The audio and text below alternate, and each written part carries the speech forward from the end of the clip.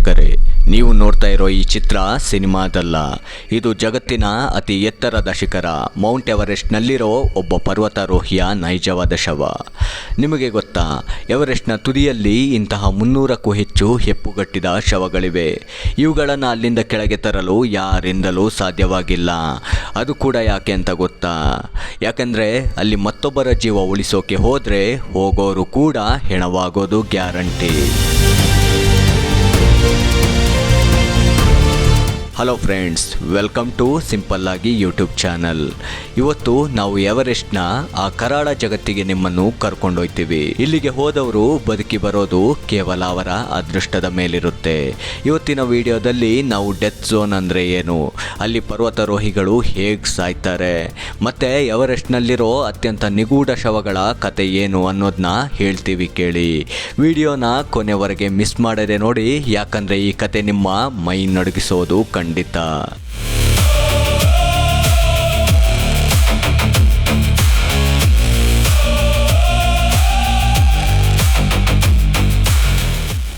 Mount ಎವರೆಸ್ಟ್ನ ಒಟ್ಟು ಎತ್ತರ 8,848 metre. ಆದರೆ ಸಮುದ್ರ ಮಟ್ಟದಿಂದ 8,000 ಮೀಟರ್ ದಾಟಿದ ತಕ್ಷಣ ಪರ್ವತಾರೋಹಿಗಳು ಒಂದು ಅದೃಶ್ಯ ಗೋಡೆಯನ್ನು ಪ್ರವೇಶಿಸ್ತಾರೆ.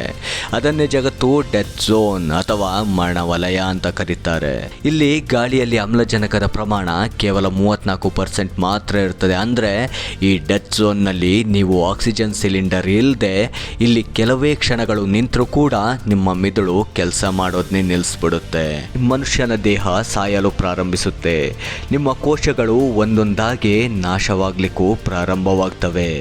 ಇಲ್ಲಿ ಹಸಿವಾಗಲ್ಲ, ನಿದ್ದೆ ಬರಲ್ಲ. ಒಂದು ವೇಳೆ ನೀವು ಇಲ್ಲಿ ನಿದ್ದೆ ಮಾಡಿದ್ರೆ ಆ ನಿದ್ದೆ ನಿಮ್ಮ ಕೊನೆಯ ನಿದ್ದೆಯಾಗಿರುತ್ತೆ.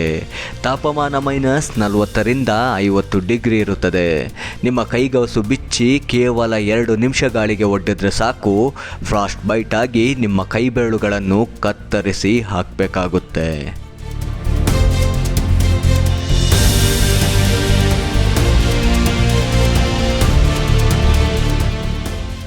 ಎವರೆಸ್ಟ್ನಲ್ಲಿ ಸತ್ತವರ ದೇಹಗಳು ಎಂದಿಗೂ ಕೊಳೆಯೋದಿಲ್ಲ.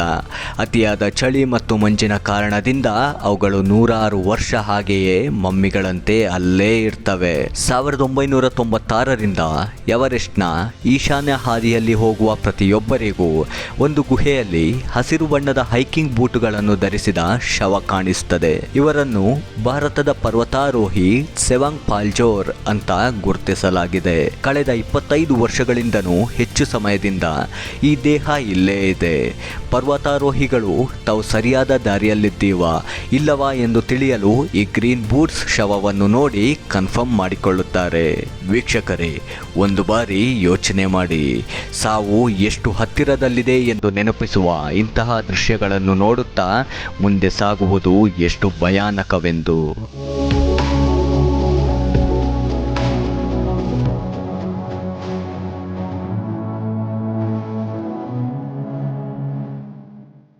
ಫ್ರಾನ್ಸಿಸ್ ಆರ್ಸೆಂಟಲೇವ್ ಎಂಬ ಮಹಿಳೆ 1998ರಲ್ಲಿ ಆಕ್ಸಿಜನ್ ಇಲ್ಲದೆ ಎವರೆಸ್ಟ್ ಹತ್ತುವ ಸಾಹಸ ಮಾಡಕ್ಕೋಯ್ತಾರೆ. ಆದರೆ ವಾಪಸ್ ಬರುವಾಗ ದಾರಿ ತಪ್ಪಿ ಎಲ್ಲೋ ಒಂದು ಕಡೆ ಬಿದ್ದೋಯ್ತಾರೆ. ಮಿಸ್ ಆದ ಫ್ರಾನ್ಸಿಸ್ ಅವರನ್ನ ಅವರ ಗಂಡ ಹುಡುಕ್ತಾ ಬರ್ತಾರೆ. ಹುಡುಕ್ತಾ ಹೋದವರು ಅವರು ಕೂಡ ಕಣ್ಮರೆ ಆಯ್ತಾರೆ. ಫ್ರಾನ್ಸಿಸ್ ಅವರ ಶವ 9 ವರ್ಷಗಳ ಕಾಲ ಅದೇ ಹಾದಿಯಲ್ಲಿ ಮಲಗಿದ ಸ್ಥಿತಿಯಲ್ಲೇ ಇತ್ತು. ಅಲ್ಲಿಂದ ಹಾದು ಹೋಗುತ್ತಿದ್ದ ಪ್ರತಿಯೊಬ್ಬರಿಗೂ ಆಕೆಯ ಶವ ಕಾಣಿಸ್ತಿತ್ತು. ಆದರೆ ಕೊನೆಗೆ 2007ರಲ್ಲಿ ಗೌರವಯುತವಾಗಿ ಆಕೆಯ ದೇಹವನ್ನು ಮಂಜಿನಲ್ಲೇ ಹೂತು ಹಾಕಲಾಯಿತು.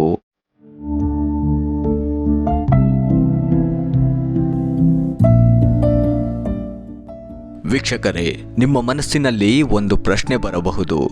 ಅಷ್ಟೊಂದು ಜನ ಅಲ್ಲಿಗೆ ಹೋಗ್ತಾರಲ್ಲ, ಸತ್ತವರನ್ನು ಅಥವಾ ಸಾಯ್ತಿರೋರನ್ನ ಯಾಕೆ ಕಾಪಾಡಲ್ಲ, ಶವಗಳನ್ನು ಯಾಕೆ ಕೆಳಗೆ ತರಲ್ಲ ಅಂತ. ಸ್ನೇಹಿತರೆ, ಎವರೆಸ್ಟ್ನಲ್ಲಿ ಒಂದು ಕ್ರೂರವಾದ ಲಿಖಿತ ನಿಯಮವಿದೆ. ಮೊದಲು ನಿಮ್ಮ ಜೀವ ಉಳಿಸಿಕೊಳ್ಳಿ, ಉಳಿದವರದ್ದು ಆಮೇಲೆ ನೋಡಿ ಅಂತ. ವೀಕ್ಷಕರೇ, ಈ ಡೆತ್ ಝೋನ್ನಲ್ಲಿ ಯಾಕೆ ಯಾರನ್ನು ಕಾಪಾಡಲಿಕ್ಕೆ ಸಾಧ್ಯವಿಲ್ಲ ಅಂತ ಒಂದು ಸಿಂಪಲ್ ಎಕ್ಸಾಂಪಲ್ ಮೂಲಕ ನಿಮಗೆ ತಿಳಿಸಿಕೊಡ್ತೀವಿ.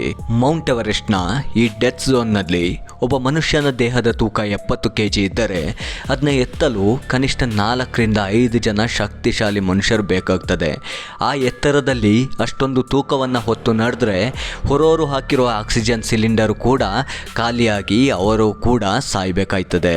ಒಂದೊಂದು ಶವವನ್ನು ಕೆಳಗೆ ತರಲು ಸುಮಾರು 50ರಿಂದ 60 ಲಕ್ಷ ರೂಪಾಯಿ ಖರ್ಚಾಗ್ತದೆ. ಹಾಗೆ ಹೆಲಿಕಾಪ್ಟರ್ಗಳು ಕೂಡ ಅಷ್ಟು ಎತ್ತರಕ್ಕೆ ಹಾರಲಿಕ್ಕೆ ಸಾಧ್ಯ ಇಲ್ಲ. ಹಾಗೆ ಅಲ್ಲಿರೋ ಬಾಡಿಗಳನ್ನ ಕೆಳಗೆ ತರಕ್ಕೂ ಸಾಧ್ಯವಿಲ್ಲ.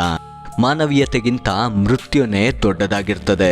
ನಿಮ್ಮ ಕಣ್ಣೆದುರೇ ಒಬ್ಬ ಉಸಿರುಗಟ್ಟಿ ಸಾಯ್ತಿದ್ರು ಕೂಡ ನೀವು ಅವರಿಗೆ ನಿಮ್ಮ ಆಕ್ಸಿಜನ್ ಸಿಲಿಂಡರ್ ಕೊಡುವಂತಿಲ್ಲ. ಕೊಟ್ಟರೆ ಅವರೊಂದಿಗೆ ನೀವು ಸತ್ತಂತೆ.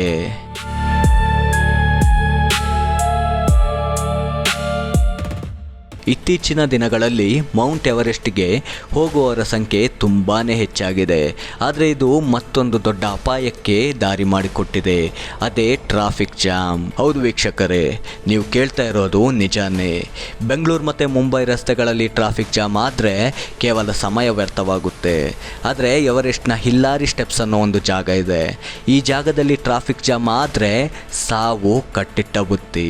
ಇಲ್ಲಿ ಆಗೋದು ವಾಹನಗಳ ಟ್ರಾಫಿಕ್ ಜಾಮ್ ಅಲ್ಲ, ಮನುಷ್ಯರ ಟ್ರಾಫಿಕ್ ಜಾಮ್.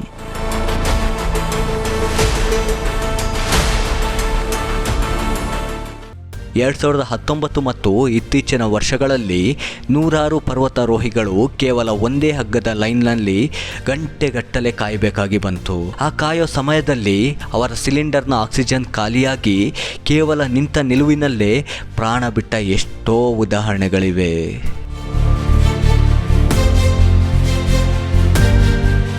ವೀಕ್ಷಕರೇ, ಇಷ್ಟೆಲ್ಲ ನೂರಾರು ಸಾವುಗಳು, ಇಷ್ಟೊಂದು ರಿಸ್ಕ್ ಇದ್ರೂ ಕೂಡ ಜನ ಯಾಕೆ ಮೌಂಟ್ ಎವರೆಸ್ಟ್ ಹತ್ತುತ್ತಾರೆ? ಯಾಕಂದರೆ ಆ ಶಿಖರದ ತುದಿಯಲ್ಲಿ ನಿಂತು ಇಡೀ ಜಗತ್ತನ್ನು ನೋಡಿದಾಗ ಸಿಗುವ ಆ ಗೆಲುವಿನ ಕಿಕ್ಕೇ ಬೇರೆ. ಆ ಕಿಕ್ ಇನ್ನೆಲ್ಲೂ ಸಿಗೋದಿಲ್ಲ. ಆದರೆ ನೆನಪಿಡಿ, ಎವರೆಸ್ಟ್ ಯಾರನ್ನು ಕೂಡ ಕೈ ಬೀಸಿ ಕರೆಯೋದಿಲ್ಲ. ಆದರೆ ಅಲ್ಲಿಗೆ ಹೋಗುವವರು ತಮ್ಮ ಪ್ರಾಣವನ್ನು ತಮ್ಮ ಕೈಯಲ್ಲಿಟ್ಟುಕೊಂಡೇ ಹೋಗಬೇಕು. ನಿಮಗೆ ಈ ಎವರೆಸ್ಟ್ನ ಕರಾಳ ರಹಸ್ಯಗಳ ಬಗ್ಗೆ ಏನನ್ಸುತ್ತೆ? ಕಣ್ಣೆದುರೇ ಸಾಯುವವರಿಗೆ ಸಹಾಯ ಮಾಡದೆ ಮುಂದೆ ಹೋಗುವ ನಿಯಮ ಸರಿನಾ ತಪ್ಪಾ? ನಿಮ್ಮ ಅನಿಸಿಕೆಗಳನ್ನು ಈ ಕೆಳಗೆ ಕಮೆಂಟ್ ಮಾಡಿ ತಿಳಿಸಿ. ವಿಡಿಯೋ ಇಷ್ಟ ಆಗಿದ್ರೆ ಲೈಕ್ ಮಾಡಿ, ಹಾಗೆ ನಿಮ್ಮ ಫ್ರೆಂಡ್ಸ್ ಜೊತೆ ಶೇರ್ ಮಾಡಿ. ಇಂತಹದೇ ರೋಮಾಂಚನಕಾರಿ ವಿಡಿಯೋಗಳಿಗಾಗಿ ನಮ್ಮ ಚಾನಲ್ಗೆ ಈಗಲೇ ಸಬ್ಸ್ಕ್ರೈಬ್ ಆಗಿ. ಜೈ ಹಿಂದ್.